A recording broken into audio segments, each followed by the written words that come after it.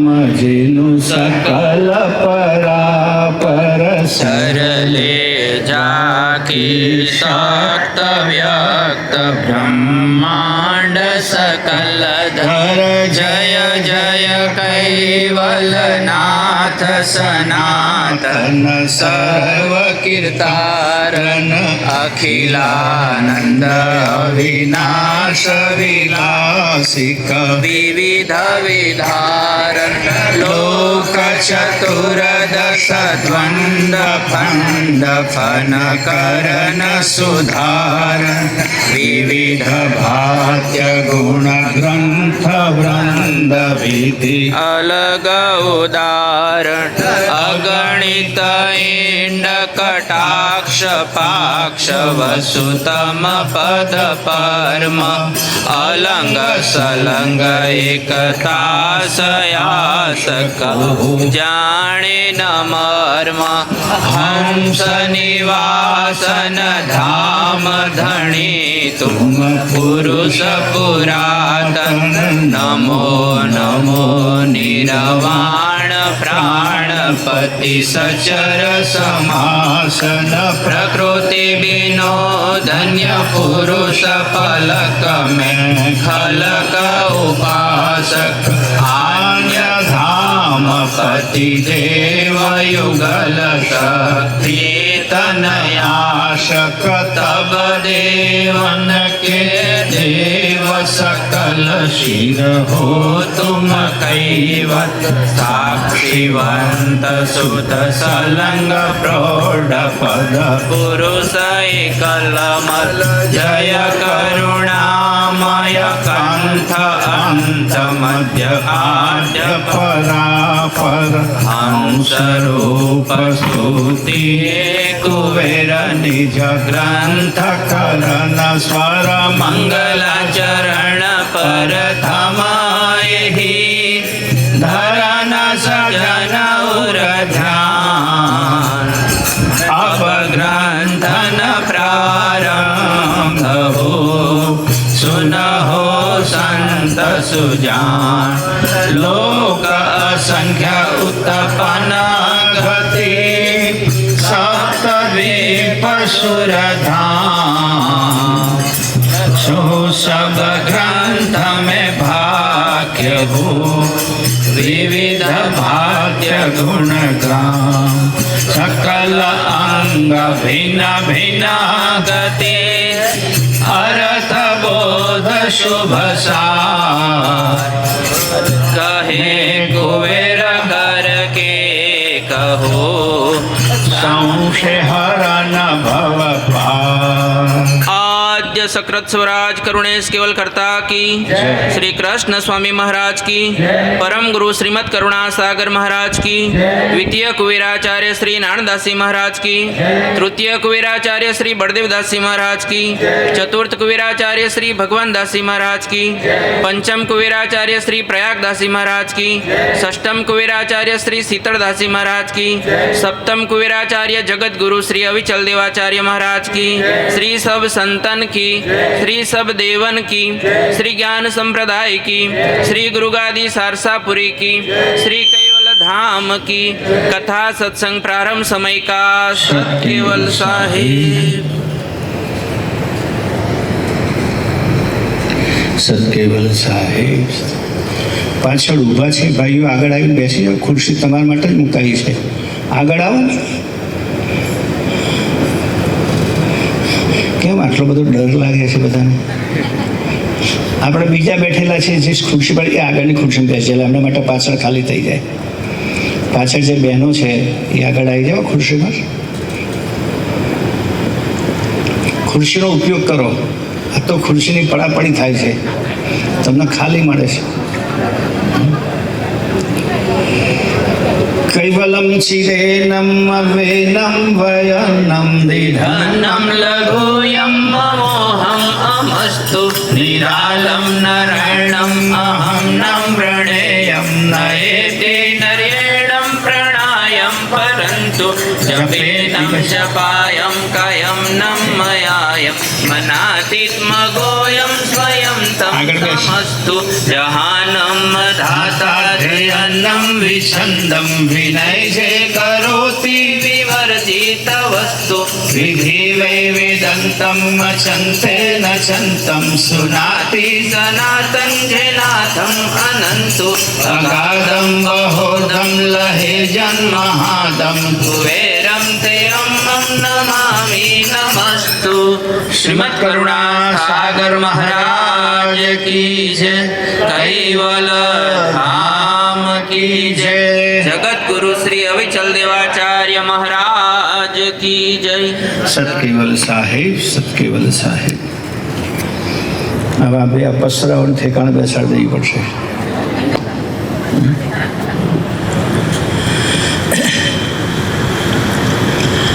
આપ સૌ જાણો છો તે પ્રમાણે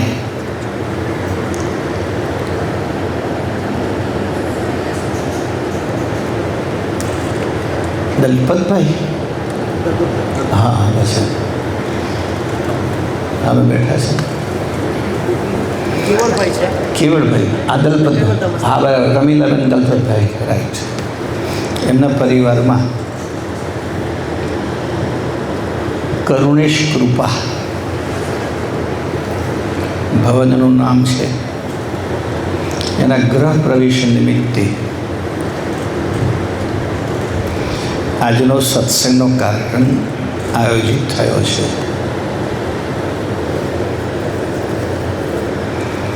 હવે આપણે તો પરંપરા એવી છે કે મકાન નવું બને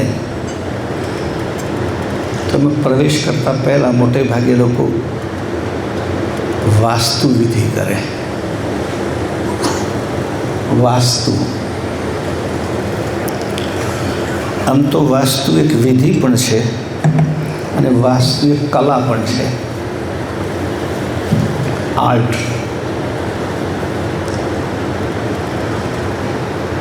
કોઈ પણ નવનિર્માણ કરવું હોય તો એમાં આપણા આખું આપણું સનાતનીય પરંપરા એવી છે કે જેમાં બધી પ્રકારના આયામ,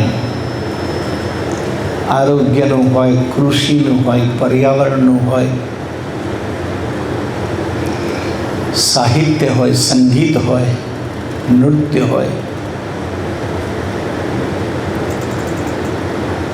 એવું આ કન્સ્ટ્રક્શન, બાંધકામ,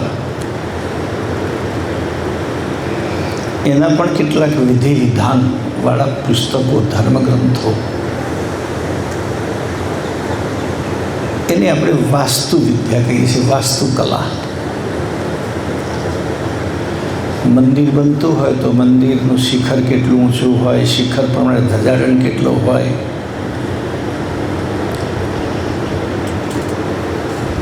એ પ્રમાણેનો પરિઘ વગેરે. એમ ઘરમાં પણ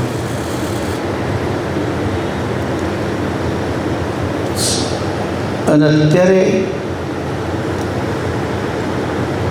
જેમ જેમ લોકો સુખી થયા ને તેમ તેમ વહેમી વધારે થાય, આમ કહીએ ચાલે. જ્યારે માણસ પાસે પૈસો નહોતો ને ત્યારે વહેમ પણ ઓછો હતો.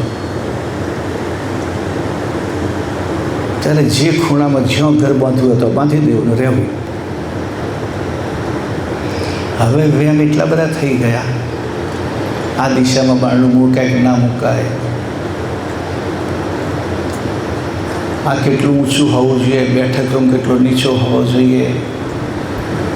કે હવે આપણા સિવિલ એન્જિનિયરો પણ એક આ વધારાનો વિષય ઉમેરતા જાય છે. અને આ બધું પૈસાનો ખેલ છે. તમે જુઓ કે ભાઈ પૈસાવાળા લોકો લગ્ન કરે તો બધા મુહૂર્ત જોઈને કરે, અને આપણા દુબળા ભાઈઓ લગ્ન કરે તો કોઈ મુહૂર્ત જોવા જાય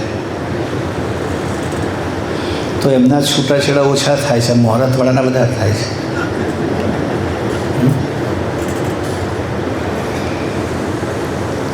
બહુ ધામધૂમથી કર્યું હોય, 2-4 પંડિતો રાખ્યા હોય વિધિ વિધાન કરવા માટે, પૈસા હોય એટલે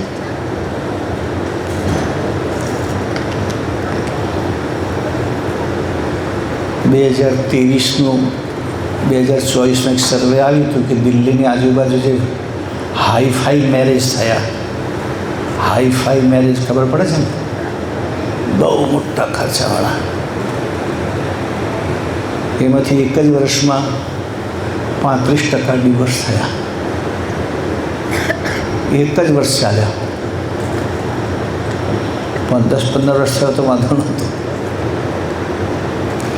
તો એવું મકાનમાં પણ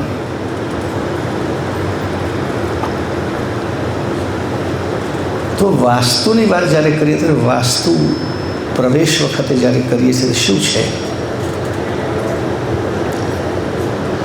આપણે તો દરેક વિધિ વિધાનમાં મંત્રોચ્ચારનું મહત્ત્વ છે. માનો કે ચંડી યજ્ઞ કરાવે, ચંડી પાઠ, તો કેટલા શતચંડી, સહસ્રચંડી, લક્ષચંડી, આવા તમે નામ સાંભળ્યા હશે. શતચંડી એટલે 100 વખત પાઠ થાય અને શતચંડી કહે. સહસ્ત્ર વખત પાઠ થાય તો સહસ્રચંડી કહેવાય.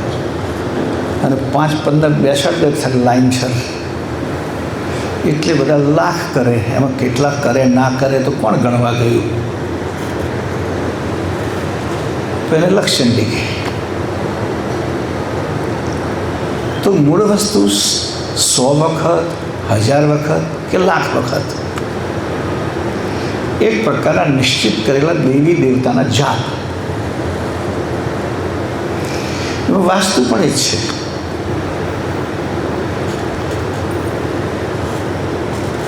જેને વાસ્તુ દેવતા તરીકે કહેવામાં આવે છે એને દિવ્ય પરમ ગુરુએ 3 ગણ તરીકે લખ્યા છે. આપણે તો પ્રસિદ્ધ દેવતાઓ, ખટ મહાદેવતામાં 3 જ દેવતાઓ પ્રસિદ્ધ છે, બ્રહ્મા, વિષ્ણુ અને મહેશ. પણ એવા 3 દેવતાઓ પાતાળમાં છે જેને ગણ કહેવામાં આવે છે. ગુણ ગણ 2 શબ્દો છે, 3 ગુણ અને 3 ગણ. એ ગણ દેવતા કયા? તો એક તો કાશ્યપ દેવ, શેષદેવ, શેષનાગ, અને એક મેઢક દેવ જે પાતાળમાં છે. એટલે વાસ્તુ પૂજામાં પણ આ પ્રકારના દેવતાઓની વાત છે. તમે સાંભળ્યો હોય ઇતિહાસ તો સિદ્ધપુરમાં રુદ્રમહેલનું બાંધકામ થતું હતું. ઇતિહાસમાં એક બતાવે છે. ત્યારે મહારાજ જેને કોઈ વિદ્વાન પંડિત હતો, એણે જે ખીલો માર્યો ખાત વિધિનો, તેમ કહે છે કે આ શેષનાગના માથામાં વાગ્યો છે. એટલે હવે આ રુદ્ર મહેલને ઈંટ ક્યારે નહીં પડે, અમર થઈ ગયો. તો રાજાને શંકા ગઈ કે ખરેખર? તો કે હા, ખીલો ઉપાડીને મને બતાવો. કે શેષનાગના માથામાં વાગ્યો તો બ્લડ લોહીવાળો થયો હોય ને, તો ઉપાડ્યો, બતાવ્યો જો લોહીવાળો છે. કે હવે પાછો રોપી દો. તો કે પાછો રોપી દઉં છું, પણ શેષનાગ નીકળી ગયો. હવે એના પૂંછડા પર વાગશે. પરિણામ તાકાનું આયુષ ટૂંકું. તો એ 3 દેવતાઓની જે વાત કરી છે, પરંતુ ખટ મહાદેવ બતાવ્યા છે આપણા પંચમ સંવેદમાં.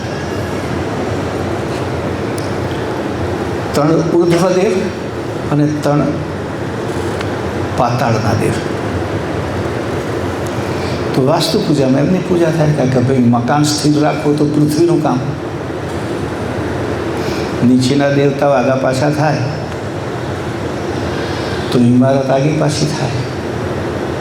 પણ હવે અત્યારના વિજ્ઞાનીઓ એ શોધી કાઢ્યું કે ભાઈ એમાં કોઈ દેવતાઓ આગા પાછા થાય કે ના થાય, પણ જે કે પ્લેટો છે એ પ્લેટો આગી પાછી થાય. અને ત્યારે આપણે એને અર્થ કંઈક કહીએ છીએ. તો તો વાસ્તુનો મતલબ એવો છે કે એક પ્રકારના મંત્રોચ્ચાર થાય. અને તમે કોઈના ઘરમાં અમારા કર્મકાંડનો વાસ્તુ જોયું હોય તો કેવી રીતે થતું હોય છે. ઘરની વચ્ચે યજ્ઞકુંડ કરે અને ત્યાંથી એક દોરી કાઢી અને આખા ઘરમાં સૂતર ફેરવે. દરેક રૂમોમાં ફરતું ફરતું બધી જગ્યાએ રસોડામાં ફરી પાછું છેલ્લું ત્યાં આવે. એટલે અહીંથી મંત્રોચ્ચાર જે થાય એ ઘરના ખૂણે ખૂણામાં પહોંચે. આ નાના બાળકો પહેલાં ટેલિફોન નહોતો હોય ને તો ટેલિફોન રમતા હતા. આ રીતે દીવાછડીના ખોખાથી જોયેલું તમે કોઈ વખતે? દીવાછડી બે ખોખા હોય, દોરો બાંધી દો, એક બાળક ત્યાંથી બોલે, બીજો કાને સાંભળે. આ 70 વર્ષ પહેલાંની વાત. અત્યારની પેઢીને તો મોબાઈલ જ ગરજવામાં હોય તો બીજા ટેલિફોન શું કામ રમવા જોઈએ? તો એ મંત્રોચ્ચાર એનું મહત્ત્વ છે. હવે મંત્ર શું છે? મંત્ર કોને કહેવાય? તો દિવ્ય પુરુષોના મુખમાંથી નીકળેલા શબ્દો એ મંત્ર બને છે.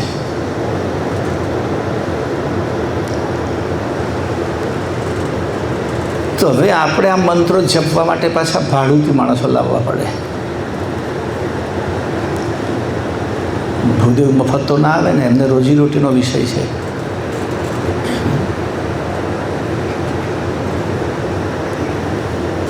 આપણે ત્યાં વિધિ કરી એમાં મંત્રોનું શું?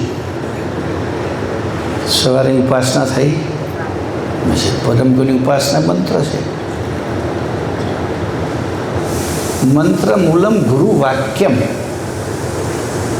એના તો પરમગુરુના વાક્યો.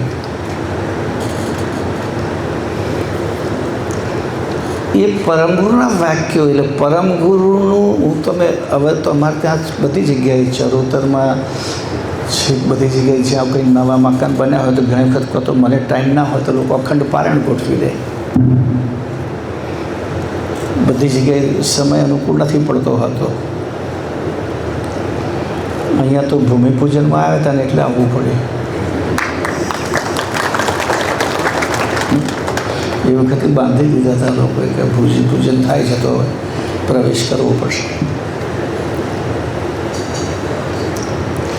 તો પરમગુરુની પૂજાથી, પરમગુરુની સ્તુતિથી, પરમગુરુની પ્રાર્થનાથી, પરમગુરુ રચિત ચોપાઈ ગ્રંથોના પાઠથી, પારાયણથી તમે જે કાર્ય કરો એ એક પ્રકારના મંત્રોચ્ચાર થયા. અને બીજા કરતો પણ એ વધારે પાવરફુલ. કેમ? કે જે બોલનારા હોય, આમ તો જેટલા માણસો બોલે એટલા પાઠ ગણાય. ધ્યાન રાખજો. 50 માણસો બેસીને પાઠ કરે તો 50 પાઠ થયા. કે જે લોકો સહસ્ત્રચંડી કરે તો શું કરે? 10 જણ બેસાડે, એક જણ 100 પાઠ વાંચે. અને તે તો પાછા વાંચે ત્યારે વચ્ચે તમાકુ ખાવા ઊભા રહે, ચા પીવા ઊભા રહે. આપણે તો પછી 50 જે પાઠ કરવા બેસે બેઠા એટલે ઊભા જ ના થાય. જે બોલાય ત્યારે જ. અને તે પાછા ભાડુંથી તો નહીં, ભાવવાળા, ભાવનાથી. આપણા જે લોકો પાઠ કરે એ બધા જ ભાવનાપૂર્વક, ભક્તિભાવપૂર્વક.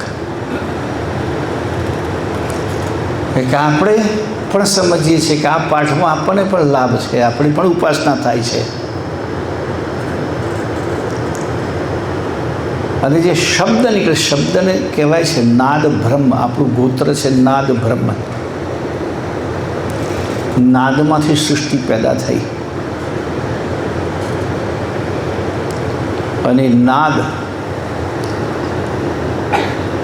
બે પ્રકારના નાદની વાત કરી છે.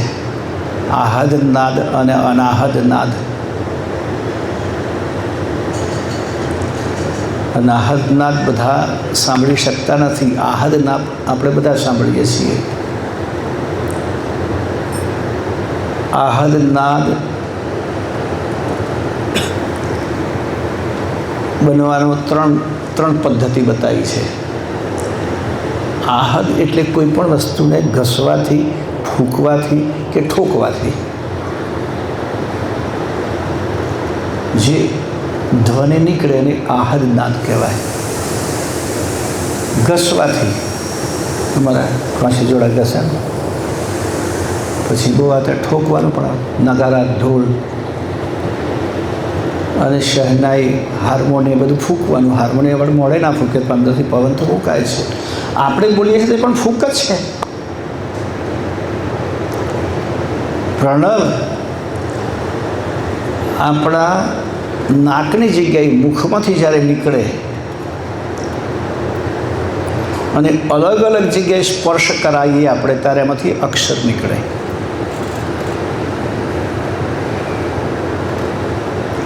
જેમ ગળામાંથી નીકળે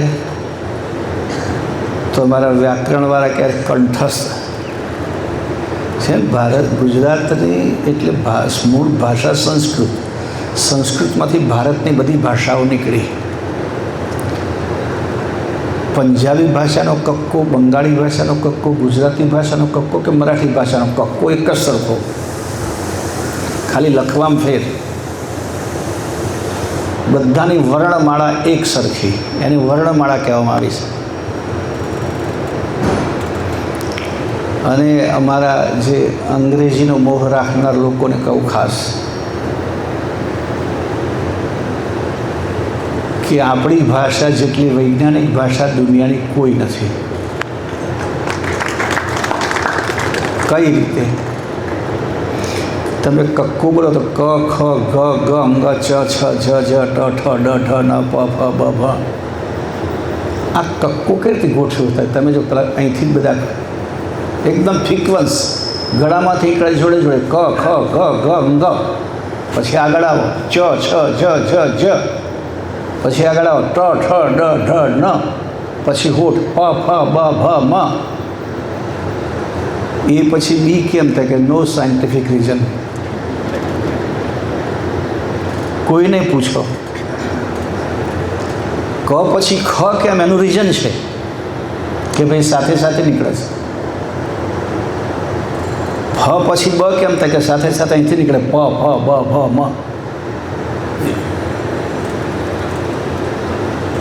જ્યારે એ પછી બી કેમ, બી પછી સી કેમ, સી પછી કોઈ વિજ્ઞાન જ નથી. એનું ઘણા વખત કહું છું અમારા અંગ્રેજીવાળાને. એક સ્પેલિંગ કહું તમને, દાખલા કે BUT એટલે બટ, CUT એટલે અને PUT એટલે પટ થવું જોઈએ ને. પુટ કેમ? કટ બટ તો પટ. હે, કોઈ વૈજ્ઞાનિક કારણ હતા કે ના, કોક બોલી નાખેલું, પતી ગયું કામ. Nothing science. જ્યારે આપણે જેવું લખાયું જ બોલાય. તમે લખો હોનેસ્ટ ને બોલો ઓનેસ્ટ, લખો કેમિકલ ને બોલો કેમિકલ. સ્પેલિંગ જુઓ. સંપૂર્ણ વૈજ્ઞાનિક ભાષા. તો એ બધા જ આપણી ફૂંકથી નીકળે છે. જેમ વાંસળીની અંદર અલગ અલગ જગ્યાએ જે એના હોલ છે, એ હોલ પ્રમાણે પેલો માણસ બંધ કરે ત્યારે સૂર એવો લયબદ્ધ નીકળે છે. એ રીતે તો આ બધા અક્ષર જે આપણા મોંમાંથી પણ નીકળે છે, પણ આપણે જે બોલીએ છીએ પરમગુરુ દ્વારા કે એમના પટશીશ નાનદાસજી બાપજી દ્વારા રચાયેલા પદ કે ઉપાસના કે જે કંઈ રચનાઓ છે, ગુરુ મહિમા હોય, પ્રદક્ષિણા હોય, ગુરુ સ્તુતિ હોય, કરતા સ્તુતિ હોય, મંગલ આરતી, શણગાર આરતી, આ બધું જ્યારે આપણે બોલીએ છીએ ત્યારે એ શબ્દ બહાર નીકળે છે, એ ધ્વનિ, એના આંદોલન વાતાવરણને પવિત્ર કરે છે, સ્વચ્છ કરે છે. પવિત્ર એટલું નહીં, ઘરમાં આપણે રહેવા જવાનું હોય ત્યારે ઘર બનાવનાર કારીગરો હોય, મજૂરો હોય, અને કેવી પ્રકૃતિના હોય, એમના કેવા વિચારો હોય, અને 2 મહિના, 4 મહિના, 6 મહિના જ્યાં સુધી ઘર ચાલે ત્યાં સુધી એમના કબજામાં જ હોય ને આપણું કામ ચાલે ત્યાં સુધી. તો એ બધી પ્રકારના સૂક્ષ્મ વાતાવરણને ડિલેટ કરવા માટે, ભૂસવા માટે, મિટાવવા માટે આપણે કોઈક મંત્રોચ્ચાર કરવા પડે.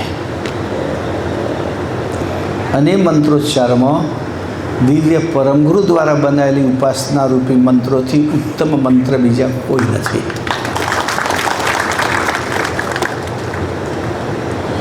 એટલે કોઈ પૂછે કે તમે વાસ્તુ કરાવ્યું તો આ વાસ્તુ થઈ ગયું. અને જે જગ્યાએ પરમગુરુ બિરાજમાન થયા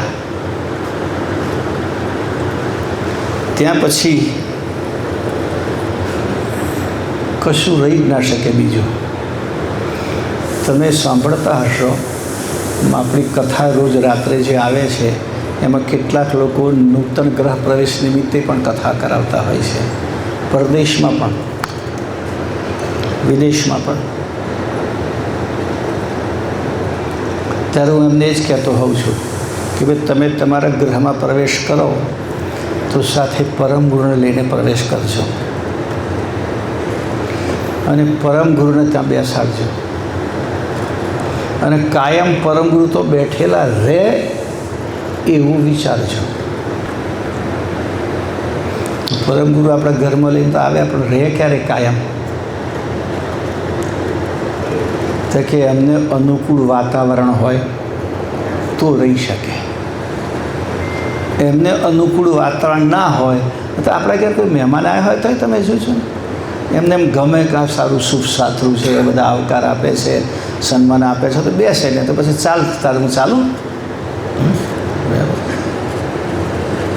પરંતુ તો ચાલુ એમ પૂછવાય ના રહે. એટલે એમને અનુકૂળ હોય એવું, તો એમને અનુકૂળ હોય સાત્વિક વાતાવરણ. તામસી ના જોઈએ ને રાજસી ના જોઈએ.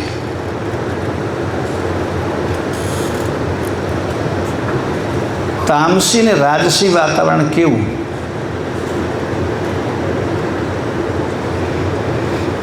કે રાજસી એટલે જ્યાં વિષય વાસનાવાળું, તામસી જ્યાં ઘરમાં ઝઘડા થતા હોય, વ્યસનો થતા હોય, લોકો આળસુ પડી રહેતા હોય સવારે 8 વાગ્યા સુધી,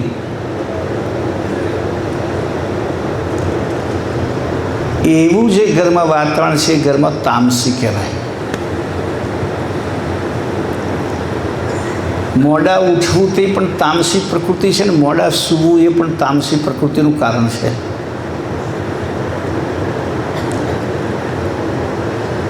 તો સાત્વિક વિચાર, સાત્વિક આહાર, સાત્વિક વાતાવરણ, ઘરમાં સાત્વિક ભાષા, સાત્વિક ભોજન,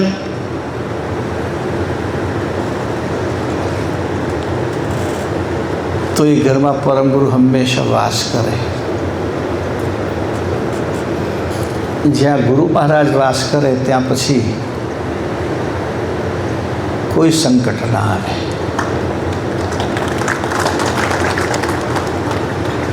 કે જેમનું ધ્યાન કરવાથી જ પાવન કરણ વિઘન હરણ ધરત ધ્યાન સંઘાન મંગલ કરણ વિઘન હરણ ધરત ધ્યાન પાવન કરણ. મંગળ કરવાવાળા, આપણા વિઘ્નો હરવાવાળા, મંગલ કરણ વિઘન હરણ ધરત ધ્યાન પાવન કરણ. સવારમાં ઉઠીને ધ્યાન કરો, એમની ઉપાસના કરો, તો એ આપણને પાવન કરી દે. પવિત્રતા એટલે સાત્વિકતા. તો આજે તો સરસ તમે બધા અહીં આવ્યા છો એટલે એમના આમંત્રણથી સત્સંગનો પણ લાભ લેશો, ત્યાર પછીનો પણ જે લાભ હશે એ લેશો. પણ ઘરમાં ચોક્કસ જજો.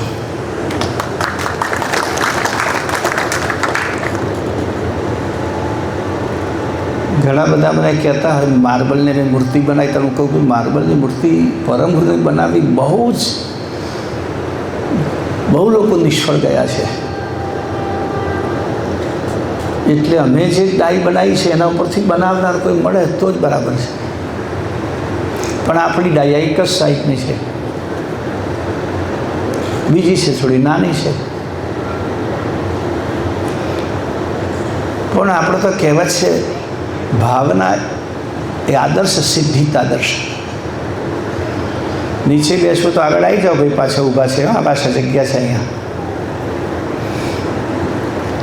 ભાવના એ આદર્શ સિદ્ધિત આદર્શ છે. જેવી ભાવના એવી સફળતા તમને મળે. વચ્ચેથી ના આવો, વાંધો નહીં, વચ્ચેથી ના આવો. જો ભાવના સારી તો સફળતા સારી મળે છે. અને હું અહીંયા દિવ્ય પરગુણ સ્વરૂપ જઈને એટલો બધો ખુશ થઈ ગયો કે કારીગરને ધન્યવાદ. એમણે શોધ્યું એટલે એમને તો ધન્યવાદ ખરા જ.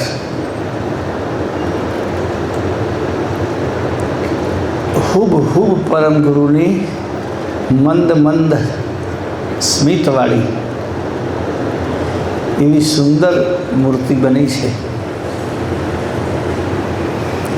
અને બધાને હું કહેતો હોઉં છું, આપણે ત્યાં દરેક ઘરમાં બેઠક રૂમ હોય જ. તો બેઠક રૂમમાં લોકો કેટલીક કલાકૃતિઓ મૂકતા હોય છે. કલાકૃતિઓ એટલે વિકૃત. 3 પગનો ઘોડો, કેમ તો કે આર્ટ કહેવાય. 4 પગનો તો બધી જગ્યાએ હોય. કંઈ જાત જાતનું. અને અત્યારે જે આર્ટની વાત કરીએ ને તો આપણને એમ જ લાગે કે ચિત્રકારને ઘોડો બનાવતો બનાવતો કદાચ પોંખોવાળો ઘોડો બની ગયો તો એ આર્ટ. કંઈક બીજું કશું હાથી બનાવતા બનાવતા વળી કંઈક બીજું જાનવર બની જાય તો કે આર્ટ. આજકાલ જુઓ ને, હું પેલા દરજી લોકોને કહું કે તમે યાર કપડું અમે આપીને સીવડાવીએ તો મોંઘું પડે, અને તૈયાર લાવીએ તો સસ્તું પડે. તો કે તૈયારમાં એવું છે ને કે એ લોકોને બધું વપરાઈ જાય. કારણ કે ગજવાઈ બીજા કલરના મારી દે. હવે તો એક સ્લાઇઝ અલગ અલગ કલરની મારે, અડધું અલગ થાય. શું થાય કે ફેશન. બાકી આપણને ખબર ના પડે વેસ્ટેજમાંથી બનાવેલું છે, કે બધું વેસ્ટ હોય એમાંથી બનાવી દીધું હોય. તો આ પ્રમાણે બેઠક રૂમમાં આપણે આ બધી કલાકૃતિઓ રાખતા હોય છે. એની જગ્યાએ આપણા ઈષ્ટના સ્વરૂપ રાખવા એ બહુ ઉત્તમ છે. યાદ રાખો, દુનિયાની દરેક વસ્તુમાંથી એક પ્રકારના આંદોલન, બહુ સરસ આંદોલન નીકળતા હોય છે દરેક વસ્તુમાંથી. એમાંથી વાઇબ્રેશન્સ મળતા હોય છે, અને એની અસર આપણા મન ઉપર, આપણા હૃદય ઉપર થતી હોય છે. તમે શું જુઓ છો, તમે શું સાંભળો છો, એની અસર આપણા મન ઉપર થતી હોય છે. સારું જુઓ, સારું સાંભળો તો નિશ્ચિત વાત છે કે નથી કહેતા લોકો, અમારા અંગ્રેજીવાળા તો ખાસ જ્યાં હોય તો આ શબ્દ વાપરે છે, નેગેટિવિટી અને પોઝિટિવિટી. જ્યાં જુઓ તો અહીંથી થાય કે અમને પોઝિટિવિટી મળે છે.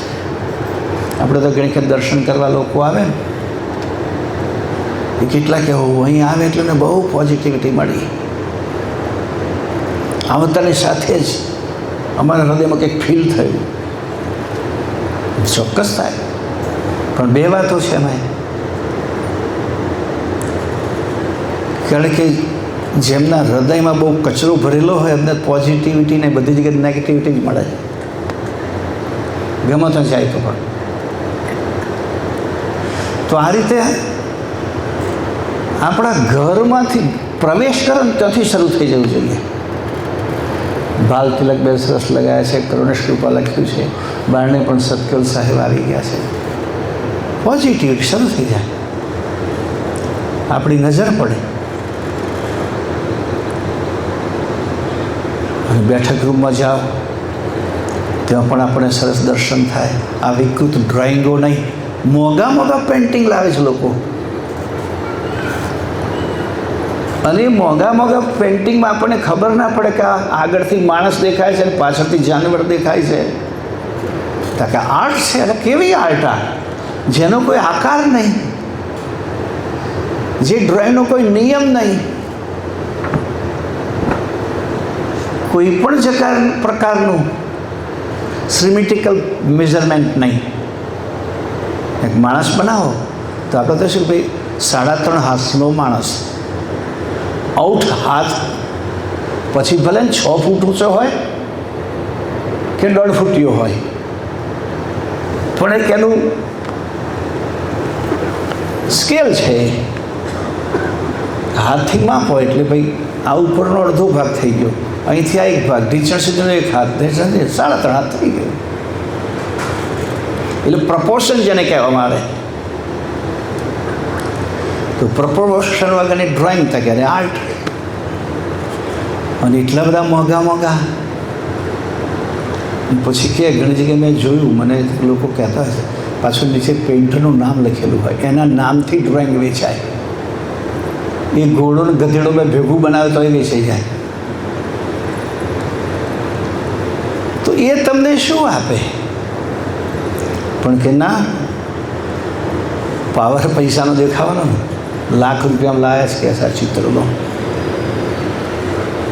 અને પછી જેનો સોફા સારા આવે.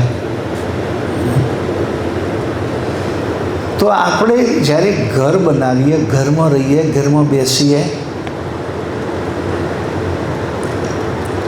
ત્યારે એમાંથી આપણને સાત્વિક ઉર્જા મળે. એક વખત તમે ગૃહ પ્રવેશ તો કરી દીધો, પણ પછી કાયમ તો નિયમિત ઉપાસના થતી હોય, આરતી થતી હોય, સવારે ઉઠીને સરસ પ્રભાતિયા મંગળ વાગતા હોય, તો સાત્વિકતા આપે. કે મેં આગળ કહ્યું કે આપણી સંસ્કૃતિમાં સંગીતના પણ, જો સંગીત, ગંધ, આ બધાની પાછળ એક પ્રકારનું વિજ્ઞાન સમાયેલું છે. મેં મારા પ્રવચનની જે વાત કરી હતી, હું પહેલી વાર પેરિસ ગયો ફ્રાન્સમાં, ત્યારે બધા ભાઈઓ મને આમ પેલો મોટો ટાવર છે ને એના પર ચઢાવ્યો, એ પણ જોયું, બીજા પણ જગ્યાએ ફર્યા, અને પછી ભાઈ લઈ ગયા મને સીધા પરફ્યુમ્સની દુકાનમાં. કે પેરિસનું પરફ્યુમ્સ ખબર નહીં, હવે હું તો પરફ્યુમ્સ આગળ વાપરતો નથી, તેલે નથી લગાવતો દિવસે તો કંઈ અંદર જ નહીં નાખવું, બહાર શું કામ લગાવવું? પછી અંદરથી બહાર આવે તો મને બધું બતાવ્યું ને, કેટલા મોંઘા. મને હજુ યાદ છે, એક બોટલ મને એમણે લઈ આપી, પણ એમને એમ જ ઉડી ગયું. કે વરસ થયા ને લગભગ 41 વર્ષ. તો અડ્યું જ નહીં, કારણ કે ઉપર પોઈઝન લખેલું હતું.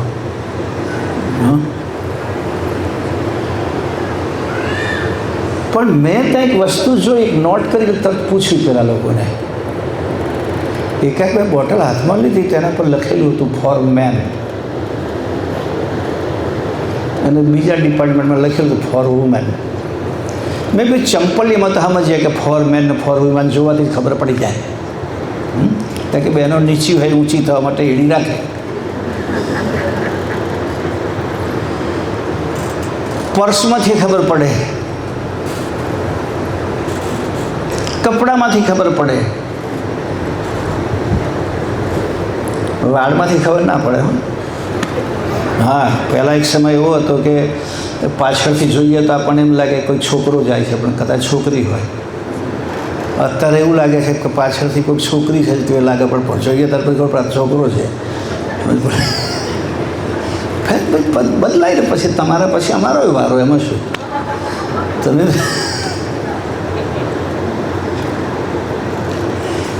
એટલે મેં તરત આટલું જ પૂછ્યું, ભાઈ આ ફોર મેન ફોર વુમેન એમાં શું ફરક છે?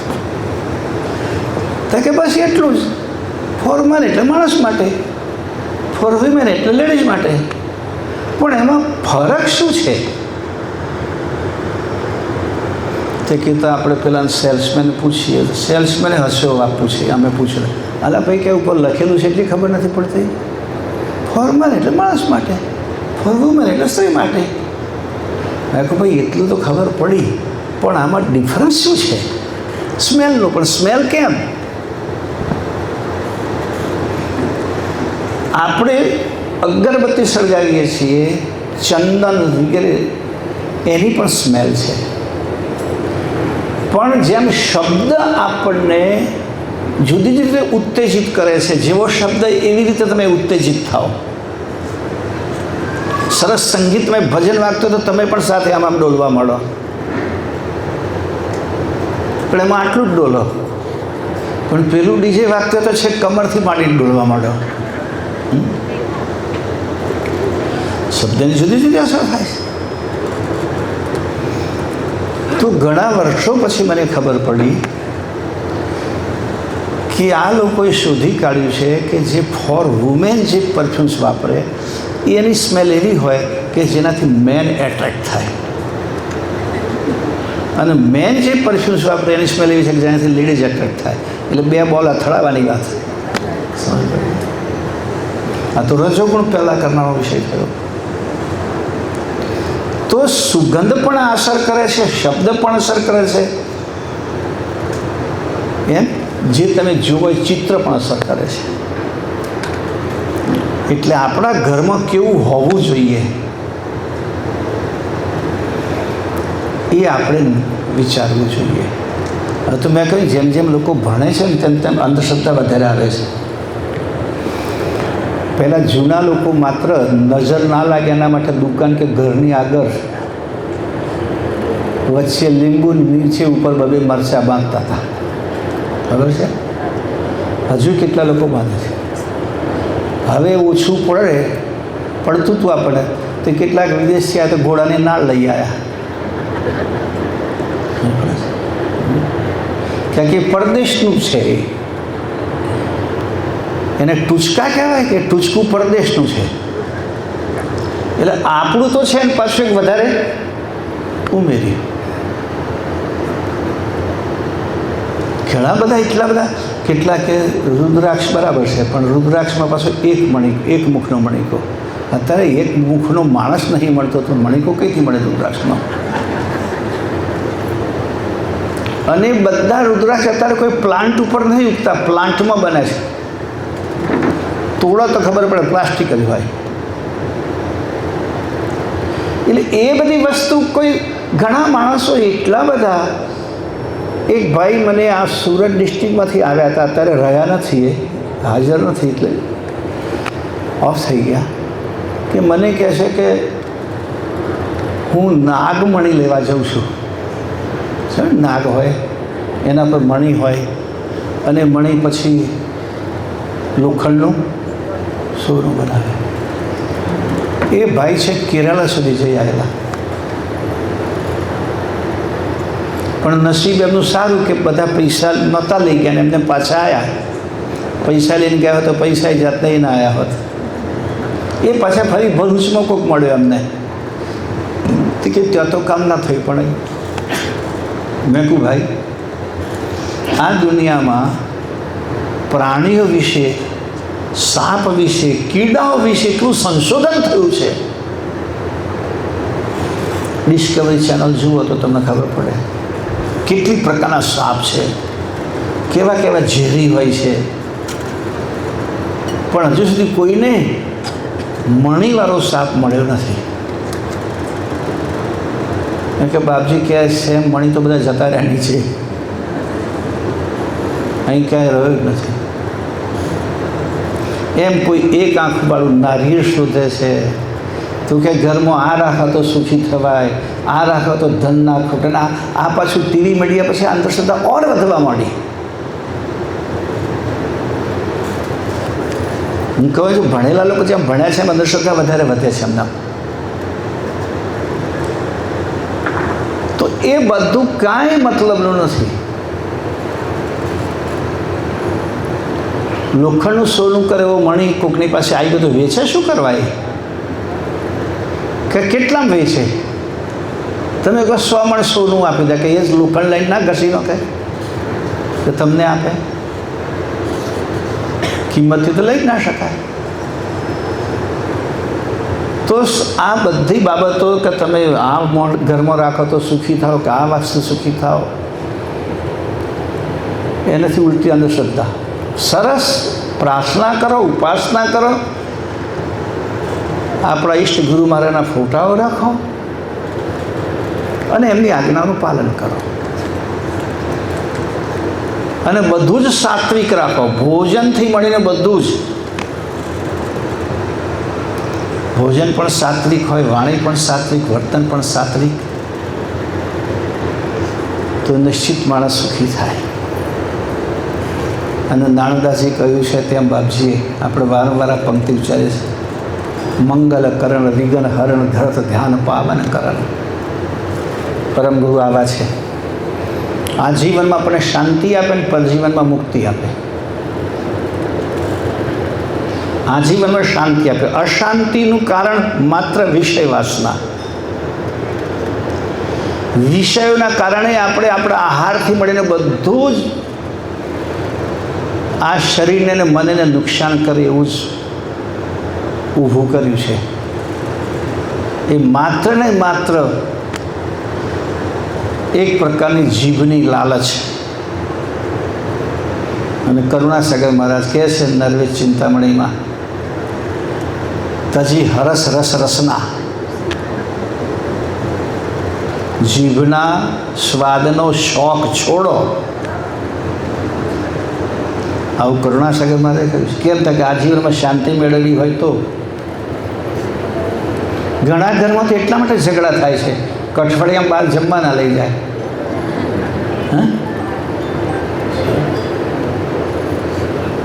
હું ઘણાને કહેતો છું, પહેલાં વડીલો મારે તો એવું કહેતા કોઈ છોકરું પૈસો માગે ને તેમ કે ઝેર ખાવાનો પૈસો નથી, તને કંઈથી આપીએ. અને હવે બધા પૈસા ખર્ચીને ઝેર જ ખાય છે. તો એ બધું જ. અને કોણે બનાવ્યું, કેવી રીતે બનાવ્યું, એના મનના વિચારો કેવા હતા, તો સાત્વિકતાનો તો પ્રશ્ન જ ઊભો થતો નથી. હમણાં તો એટલી બધી આના માટે નીકળે છે ને, કોઈકને કંઈક નીકળે છે ને, ખાવામાંથી કોઈનું કંઈક નીકળે છે ને.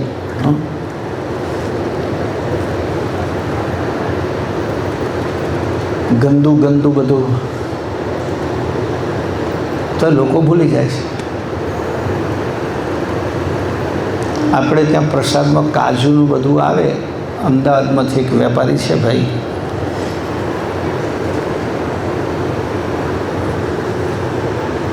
કે બેસતા વર્ષનું એવું તેવું તારું અન્નકૂટને ઉતારો મોટા પ્રમાણમાં આવે. એક દાડો મારે જ ત્યાંથી નીકળવાનું થયું. પેલા ભાઈ ક્યાં લેવાનું, ચાલો હું આવું ગાડીમાં જ છું. પછી પેલા ભાઈને પૂછ્યું, તો કાજુ આપું છું તો મેં સડેલા નહીં આવે? કે ના, સડેલું એક પણ કાજુ ના આવે કે છે.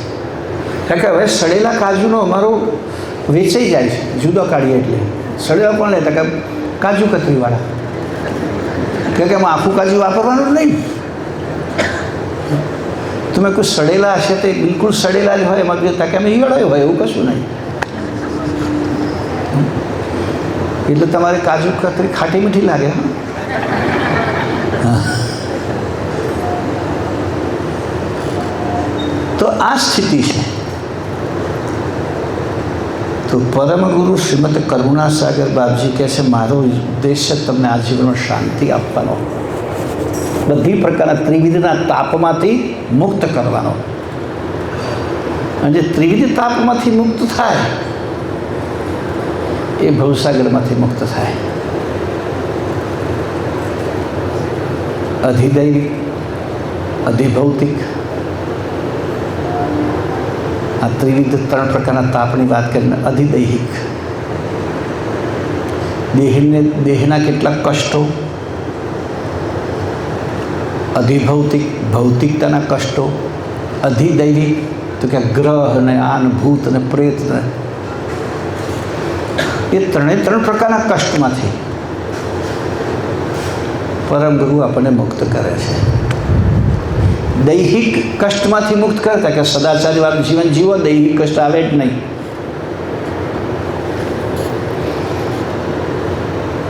અને સરસ દિવ્ય પરમ ગુરુની ઉપાસના ઘરમાં રાખો, અધિદૈવિકતા પણ નહીં આવે. પીડીના પિતૃયક્ષ દક્ષ દાનવ દેવ સાચો પરમ ગુરુ સાથે અમે રાજા રંક ભૂત પિશાચ સમેત નવગ્રહ આદિ પનોતી સહિત, આ બધા અધિદૈવિક તાપ કહેવાય. તો એ પણ નહીં આવે. અને એમની કૃપા હશે તો બધી રીતે આપણે સુખી બનીશું. એટલે અધિભૌતિક તાપ પણ નહીં આવે. ભૌતિક આકાંક્ષાઓ આપણી જે છે સાત્વિક એ બધી પૂરી થશે. તો 3 પ્રકારના તાપ પૂર્ણ થાય, નષ્ટ થાય, મતલબ કે એનો નિશ્ચિત મોક્ષ છે. કારણ કે અધિદૈવિક આદિ તાપ જ આપણને એટલું બધું હેરાન પરેશાન કરે છે કે જેને કારણે આપણે આત્મોન્નતિની પ્રવૃત્તિ કરી શકતા નથી. નથી સત્સંગ કરી શકતા, નથી ઉપાસના કરી શકતા, કે નથી સેવા સમરણ કરી શકતા, કે સ્થિર ચિત્તે જઈને ગુરુ મહારાજના શરણમાં બેસી શકતા. આ 3 તાપનું નિવારણ એ પરમ ગુરુનું શરણ છે. અને જેના તાપ નિવારણ થાય એટલે એના જીવનમાં શાંતિ છે. જેને આ જીવનમાં શાંતિ છે એની મુક્તિ નિશ્ચિત છે, એમાં કોઈ પ્રશ્ન નથી. તો આ પ્રમાણે આપણી જે કંઈ જરૂરિયાતો છે બધી જ પરમ ગુરુના રૂલ્સ પ્રમાણે, પરમ ગુરુના નિયમ પ્રમાણે, પરમ ગુરુના નોર્મ્સ પ્રમાણે આપણે બધી આપણી જીવનની આવશ્યકતા પૂરી કરો. ખાવા પીવાથી મળીને બધી જ, નિવાસથી મળીને બધી. તો પરમ ગુરુ ક્યારેય આપણાથી દૂર નહીં જાય. સદા હંમેશા આપણી સાથે રહેશે. કે તો જીવ માત્રનું કલ્યાણ માટે આવ્યા છે. એમનો ઉદ્દેશ તો છે જેતને ભર આવી શકો તાહી કરવું ભવપાર. આ લિમિટેડ સીટવાળી નૌકા નથી. 35થી વધારે બેસશે તો ડૂબી જશે. એ તો એમ કહે કે જેતને ભર આવી શકો, જેટલા સમાઈ શકે એટલા બધાને ભવ પાર કરીશ. જીતને ભર આવી શકો તાહી કરવું ભવ પાર, એવો પરમનો લક્ષ્ય છે. તો વિશેષ આજે ખૂબ આનંદ થયો અહીં આવીને. ખાસ તો જે રીતે ઘરની અંદર પરમ ગુરુને પધરાવ્યા છે તમે બધા પણ, ઘણાના ઘરમાં છે, એવું કશું નથી, નવું નથી. આ ઘણા પરિવાર અમે જોયા છે કે સુંદર સેવા પૂજા ઉપાસના થતી હોય, થવી જોઈએ. અને આ અહીંયા સવારની ઉપાસના થઈ, મધર સાંજે તો સાંજે પણ ઉપાસના થઈ ગઈ. હે, ઓહો વાહ ભાઈ વાહ, ષોડશોપચાર પૂજન થયું, પતી ગયું. કરુણાસાગર મહારાજ એમ કહે છે કે મારા સ્વરૂપનું ઉપચારપૂર્વક જે કોઈ પૂજન કરે છે એની મારી સાથેનો કદી પણ વિયોગ થતો નથી. આવું પરમ ગુરુ ગ્રંથમાં લખ્યું છે. અને એટલે આપણે ષોડશોપચાર પૂજન, ઉપચાર, એમાં ઉપચાર તો ઉપચારની વાત આવે ત્યારે પંચોપચાર હોય, દશોપચાર હોય, ષોડશોપચાર હોય, રાજસોપચાર હોય. તમે જેટલા ઉપચાર કરો એટલા. પાદુકા પૂજનમાં આપણે પંચોપચાર કરાવીએ છીએ, કારણ કે બધા લાઈન ચલાવતા ને ષોડશોપચાર કેટલો બધો ટાઈમ લાગે. અહીંયા પંચોપચાર પૂજન થાય. ષોડશોપચાર પૂજન બેસીને આપણે 16 ઉપચાર દ્વારા ગુરુ મહારાજને આવાહનથી મળીને એમનું પૂજન કરીએ છીએ. આપણે છેલ્લો ઉપચાર નથી કરાવતા જે ષોડશોપચારમાં નિર્ગમન, એને પૂજન કર્યા પછી એમ નહીં કહેતા હવે જાઓ તમારું કામ પતી ગયું, પોત તમારા સ્થાને જતા રહો, એવું નથી કહેતા. આપણે અહીંયા જ રહો, હવે આવ્યા છો એટલે. અને એટલે આપણે આપણી વિધિ વિધાનથી, એટલે આપણી રીતે આ ષોડશોપચાર પૂજન આપણે બનાવ્યું છે. અને કે તમે બધા જાતે જ કરો, તમારું કામ આપણી જાતે જ કરવાનું હોય. કોઈ ભાડુઆત માણસ કરાવો તો એને પછી દક્ષિણામાં ઓછું વધતું પડે, તારે બિચારો પાછો નિશાસો નાખીને જાય. સમજ પડે છે? અમે તો ઘણી વખત એવું બને, મારા પેલા પૂજા કરાવવા આવે ને પછી ગ્રહસ્થી પૂછે કે શું આપવાનું મહારાજ? તો કે તમારી જે ઈચ્છા હોય, તમારા ગામમાં ફલાણા ભાઈ ત્યાં આવ્યો તો એમણે તો 2000 આપ્યા હતા, પણ તમારી જે ઈચ્છા હોય. સમજ પડે? 2000 આપે એમ ના કે, તમારી જે ઈચ્છા હોય. પછી આપણે તો થાય ને કે એના કરતો ઓછા તો અપાય જ નહીં, કારણ કે વટ રાખવાનો સવાલ ને પાછો. તો ભાવથી આપણું પૂજન આપણે જાતે જ કરીએ. કે આપણા મનમાં જે શ્રદ્ધા હોય, કોઈ બીજા પૂજા કરાવનારામાં શ્રદ્ધા ના હોય. તો એટલા માટે જ આપણે તો બધી જગ્યાએ ષોડશોપચાર પૂજન કરતા હોઈએ છીએ. અમારા દાડામાં પણ 10મી જાન્યુઆરી મહાપૂજન છે. જે લોકો અમારા દાડામાં ભૂમિદાન કર્યું છે બધાને એમાં બેસવાનું આમંત્રણ આપણે આપ્યું છે.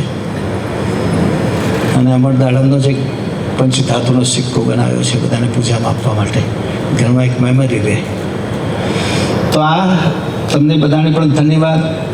ઘરમાં નિવાસ કરનાર બધાના ઉપર પરમગુરુ કરુણાસાગર મહારાજની કૃપા રહે અને તમારા બધા ઉપર પણ રહે એવી શુભેચ્છા સાથે હું મારી વાણીને આ વિરામ આપું છું. સતકેવલ સાહેબ, સતકેવલ સાહેબ. आद्य सकृत स्वराज करुणेश केवल करता की जय. श्री कृष्ण स्वामी महाराज की परम गुरु श्रीमद करुणा सागर महाराज की द्वितीय कुबेराचार्य श्री नानदासी महाराज की तृतीय कुबेराचार्य श्री बड़देवदासी महाराज की चतुर्थ कुबेराचार्य श्री भगवान दासी महाराज की पंचम कुबेराचार्य श्री प्रयागदासी महाराज की षष्ठम कुबेराचार्य श्री शीतलदासी महाराज की सप्तम कुबेराचार्य जगत गुरु श्री अविचल देवाचार्य महाराज की श्री सब संतन की श्री सब देवन की श्री ज्ञान संप्रदाय की श्री गुरुगादी सारसापुरी की श्री कैवल धाम की कथा सत्संग पूर्णावती का सतकेवल साहेब. सतकेवल साहेब.